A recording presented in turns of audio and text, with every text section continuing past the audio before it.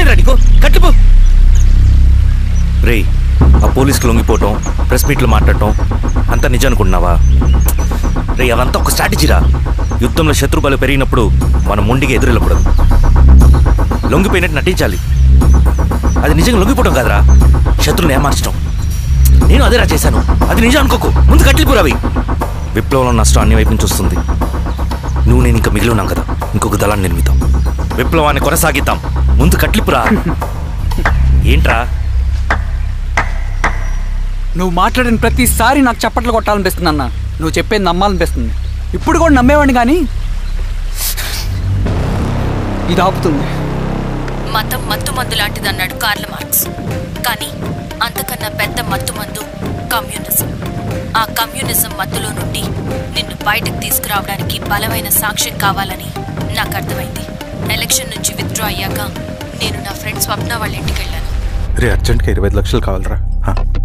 Thank you.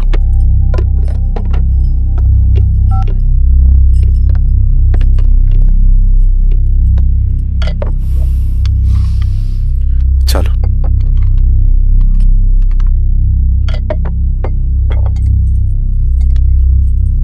చాలు. చలో అని చెప్పాను కదా, అర్థం కాదే? ఏవండి ఏవండి, ఏమైంది స్వప్న? నేను గమనిస్తూనే ఉన్నాను, మీరు ప్రశాంతంగా లేరు. శిరీష, ఆయన బిజినెస్ చాలా ఇబ్బందిగా మారింది. బయట అప్పు తెచ్చి మరీ ఇన్వెస్ట్ చేశారు. వర్క్స్ అన్ని సగంలో ఆగిపోయాయి. కాంట్రాక్టర్స్ కి బాగానే మిగులుతాయి కదా. ఆయన ఏదీ క్లియర్గా చెప్పరు. నేను మాట్లాడినా డబ్బులైతే నేను హెల్ప్ చేస్తాను.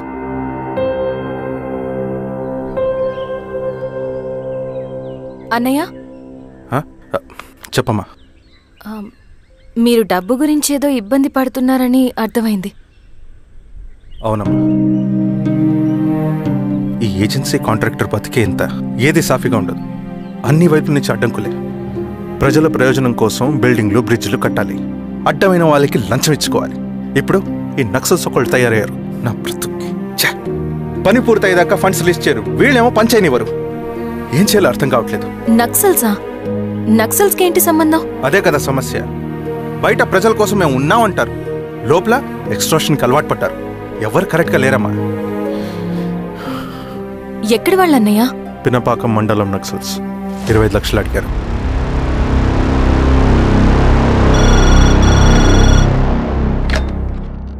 హలో ధర్మ, ఆ సింగన దళం గురించి నీకు ముఖ్యమైన విషయం చెప్పాలి. సరే, ఓకే, బాయ్. నీతో పర్సనల్గా మాట్లాడాలి. బయటకెళ్ళు. చెప్పు. అన్నయ్య చనిపోయిన తర్వాత ఎలక్షన్స్ లో పోటీ చేసిన నన్ను సింగన్న దళం కిడ్నాప్ చేశారు. కానీ అక్కడ ఒక వ్యక్తిని చూశాను. ఆ వ్యక్తిని అన్నయ్య చనిపోయే ముందు తన దగ్గర డబ్బులు తీసుకోవడం గమనించాను. ఆ క్షణమే సింగన్న దళంపై నాకు అనుమానం వచ్చింది. I'll take care.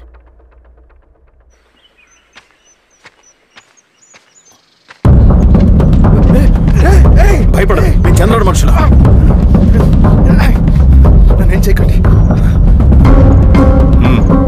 కూర్చోబెట్టండి. మీకు కావాల్సింది దీంట్లో ఉంది.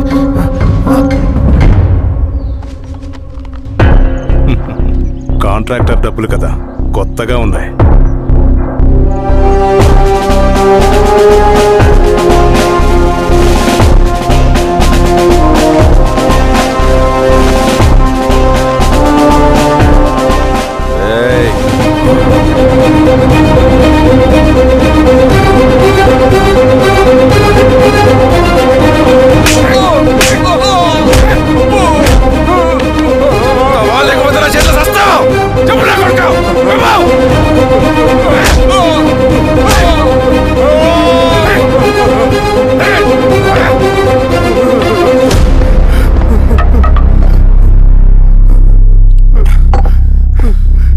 వీళ్ళ అన్న మీదున్న ప్రేమ అభిమానం ముందు మన పోలీసు లాఠీలు ఓడిపోయాయి. చంద్రన్ ఎన్కౌంటర్ ఎలాగూ పోతాడు. కానీ విచిత్రం ఏంటంటే వాడి భార్య నర్సమ్మ, కూతురు మమత కొడుకు నరేష్ మరో ఎన్కౌంటర్లో పోవడం చాలా బ్యాడ్ న్యూస్. చెప్పు శిరీష, ఏం చేయమంటావు? నువ్వు ఒక డెసిషన్ తీసుకున్న తర్వాత ఎవరి మాట వినవు కదా. హే దాస్ సార్. రేపు మార్నింగ్ న్యూస్ పేపర్ వద్దని చెప్పు. సరే సార్. తెలిసిన విషయం మళ్ళీ మళ్ళీ చదవాలంటే చాలా బోరింగ్. నేను చెప్తాను సార్, జరిగింది మొత్తం నేను చెప్తాను సార్. సింగన్న దగ్గర నేను 20 సంవత్సరాల నుంచి పనిచేస్తున్నాడు సార్. పేదవాళ్ళ కోసం అన్న చేస్తున్న ఉద్యమంలో మేమందరం చాలా కష్టపడి పనిచేసేవాళ్ళం. కానీ ఒకరోజు నేను చెప్పిందంతా చెప్పి ఈశ్వర్ రెడ్డి దగ్గర 10 లక్షలు తీసుకురండి. దేనికన్నా ఇదంతా? దేనికేంటి? మొన్న ఆ కాంట్రాక్టర్ దగ్గర నుంచి, నిన్న బిల్డర్ దగ్గర నుంచి, ఈరోజు ఈశ్వర్ రెడ్డి దగ్గర నుంచి. అధికారం కోసం. డబ్బు ఉంటే అధికారం వస్తుంది, అధికారం ఉంటే డబ్బు వస్తుంది. నాకు రెండూ కావాలి. హిట్లర్ పెయింటర్ అవుదామని అకాడమీలో జాయిన్ అవ్వాలనుకున్నాడు, కానీ పనికిరాడని చెప్పి రిజెక్ట్ చేశారు. హిట్లర్ ఏం చేశాడు? నాజీ పార్టీ పెట్టి జూస్కి అగేన్స్ట్గా అందరినీ కూడగట్టి ప్రపంచాన్ని ఉనికిచ్చాడు. మొహమ్మద్ అలీ జిన్నా నేషనల్ కాంగ్రెస్ పార్టీలో ఎదగాలనుకున్నాడు, ఎప్పుడూ పట్టించుకోలేదు. ముస్లిం లీగ్ పార్టీ పెట్టి ఇండియాని రెండుగా చీల్చేశాడు. పాకిస్తాన్కి ప్రధానమంత్రి అయ్యాడు. ప్రపంచంలో ఎక్కడైనా సరే 2 కులాలు, 2 మతాలు, 2 ప్రాంతాల మధ్య చిచ్చి పెడితే చాలు, అధికారం వెతుకుంటూ మన కాళ్ళ దగ్గరకు వస్తుంది. జమ్మూ అండ్ కాశ్మీర్ నుంచి మహారాష్ట్ర, గుజరాత్ ఎక్కడైనా సరే, ఎవరైనా సరే ఇదే గేమ్. నేను అంతే. ఒక మామూలు కార్యకర్తగా దళంలో చేరాను నేను. కానీ ఈరోజు న్యూస్ పేపర్లైనా సరే, జనాల్లో అయినా సరే, ఎక్కడైనా సరే ఒకే పేరు, Singanna, Singanna, Singanna. And I love that. Naxals కొంటే ఈ అడవినే శాసిస్తాం, రాజకీయాల్లోకి వస్తే రాష్ట్రాన్ని శాసిస్తాం. చంద్ర, మన చదువులకి, మన తెలివితేటలకి ఈ అడవిలోనే మగ్గిపోవాలా? నువ్వే ఆలోచించుకో. ఆ మాటలు విన్న నేను ఆలోచనలో పడ్డాను. తన స్వార్థం కోసం ఉద్యమమును పెడదారి పట్టిస్తున్నాడని అప్పుడే అర్థమైంది. కానీ నాకు వేరే దారి లేదు.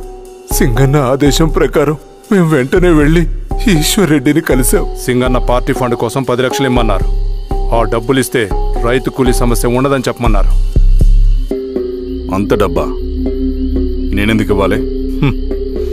నువ్వు గెలుస్తావనే భ్రమలో ఉన్నావు. ప్రజలంతా అమాయకులు కాదు రెడ్డి. ఈ ఊళ్ళో ఏం జరుగుతుందో నువ్వు మాకు చెప్పక్కర్లేదు.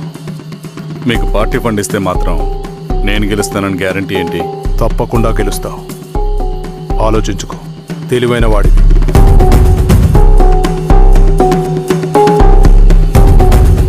సరే,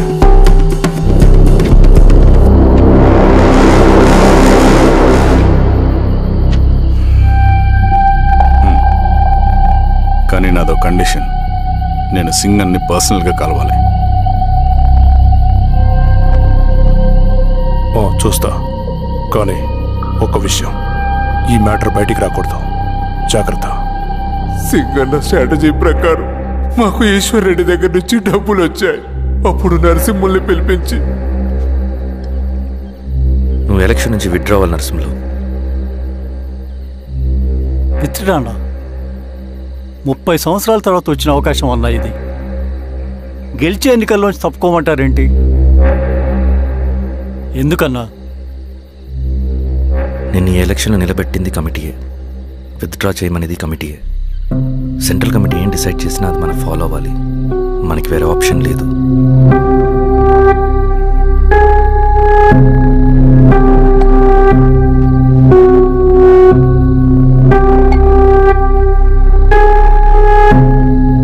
నన్ను నమ్ముకుని చాలామంది ఉన్నారన్నా.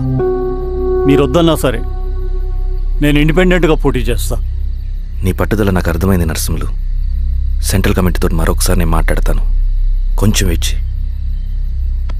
తొందరపడద్దు. లాల్ సలాం. లాల్ సలాం.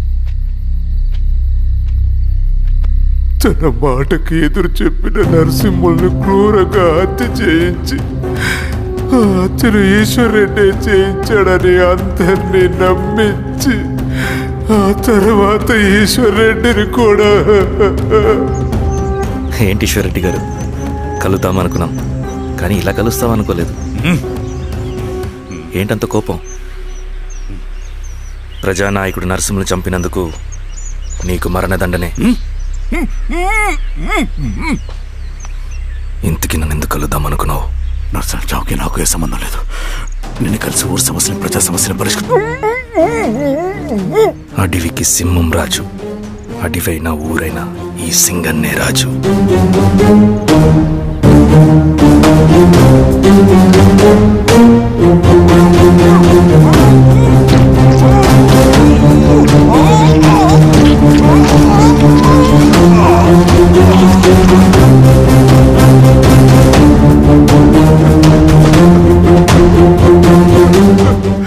తప్పు చేశావు సార్.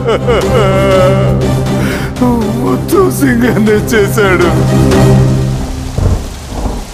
ఇంకా చెప్పాల్సింది ఏదైనా ఉందా? శిరీష ఆ రోజే చెప్పిందన్నా. ఇన్నాళ్ళ పోరాటంలో ఏం జరిగిందన్నా? ఏమీ లేదు.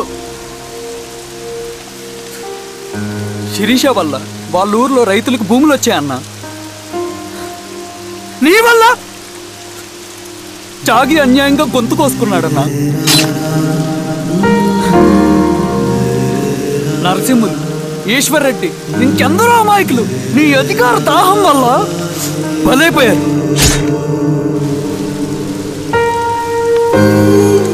వీరస్వామి, పల్లెనప్పన్, ఇంకెంతో మంది పోలీసులు నీ కుట్రలో కాలిపోయారన్నా. ఏంటన్నా నీ వెనుకున్న పాపానికి మన దళ సభ్యులు ఎంతో మంది అమాయకులు చచ్చిపోయారు.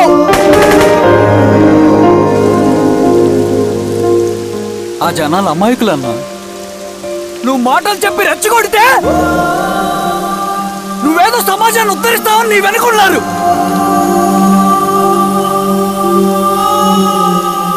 వాళ్ళకి కావాల్సింది కరప్షన్ లేని సమాజం. అది ఊరైనా అడివైనా.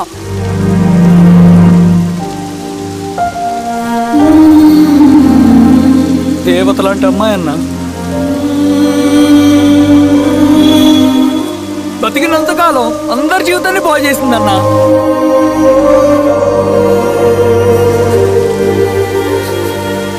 నా చేతులతో చంపించావు. నన్ను మనిషిని కాకుండా చేశావు.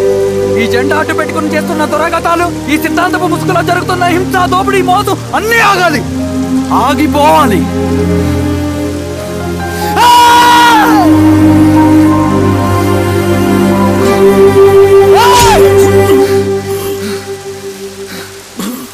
నువ్వు చెప్పిన సమాజం స్థాపితం కావాలంటే